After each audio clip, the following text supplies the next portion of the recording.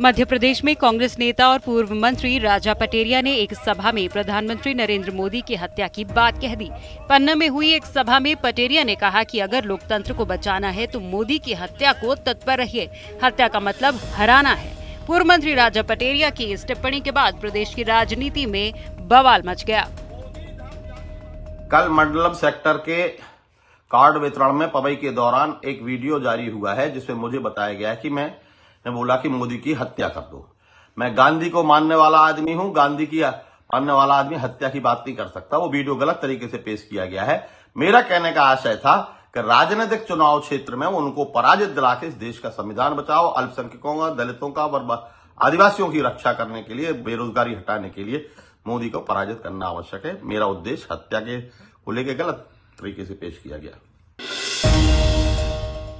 इस पर मुख्यमंत्री शिवराज सिंह चौहान ने कहा कि ये विद्वेष की पराकाष्ठा है, ये घृणा की अति है। कांग्रेस के असली भाव प्रकट हो गए हैं। ऐसी चीजों को सहन नहीं किया जाएगा। कानून अपना काम करेगा। भारत जोड़ो यात्रा का ढोंग करने वालों की असलियत सामने आ रही है। माननीय मोदी जी जनता के दिलों में बसते हैं, संपूर्ण देश की श्रद्धा और आस्था के केंद्र हैं। मैदान में उनसे मुकाबला नहीं कर पाते कांग्रेस के लोग, और इसलिए कांग्रेस के एक नेता मोदी जी की हत्या की बात कर रहे हैं। यह विद्वेष की पराकाष्ठा है, यह घृणा की अति है। कांग्रेस के असली भाव प्रकट हो रहे हैं, लेकिन ऐसी चीजों को सहन नहीं किया जाएगा। एफआईआर की जा रही है और कानून अपना काम करेगा। पीएम मोदी पर विवादित टिप्पणी करने के बाद पूर्व मंत्री राजा पटेरिया अलग थलग पड़ गए हैं। कांग्रेस ने उनके बयान से अपने को अलग कर लिया है। वहीं गृह मंत्री नरोत्तम मिश्रा के आदेश के बाद पूर्व मंत्री राजा पटेरिया के खिलाफ पन्ना पुलिस ने मामला दर्ज किया है।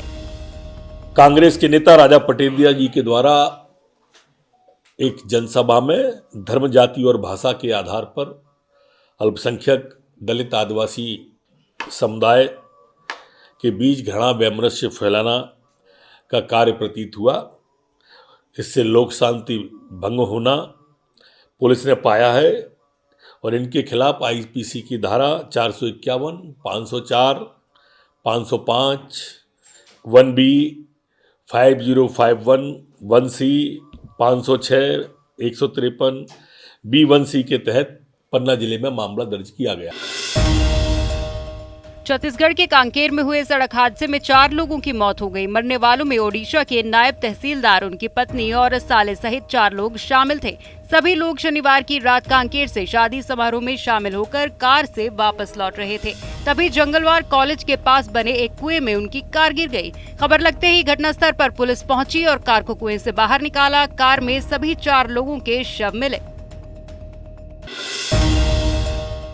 मध्य प्रदेश के मुख्यमंत्री शिवराज सिंह चौहान शनिवार को विंध्य क्षेत्र के दौरे पर थे। सीएम जब मोहनिया टनल का शुभारंभ कर रहे थे तब उनका अलग अंदाज देखने को मिला। सीएम शिवराज सिंह चौहान के मोहनिया जाने के लिए चुरहट में हेलीपैड बनाया गया था।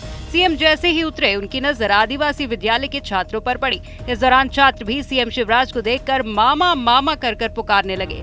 बच्चों की आवाज सुनकर सीएम शिवराज सिंह चौहान खुद को रोक नहीं पाए और उनसे मिलने के लिए पहुंच गए। इस दौरान उन्होंने बच्चों से बातचीत की और पढ़ाई करने के लिए प्रेरित किया।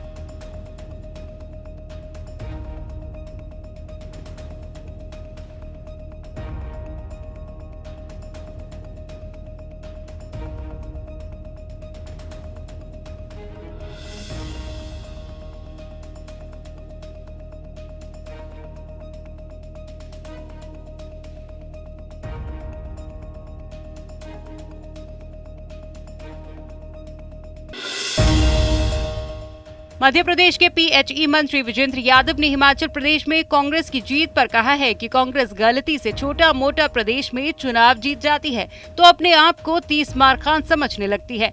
गुजरात में उनका क्या हाल हुआ ये देखने की जरूरत है। कांग्रेस में अब विश्वास का संकट है। लोग बीजेपी पर भरोसा कर रहे हैं। तो देखा मुद्दे तो कुछ बचे नहीं है।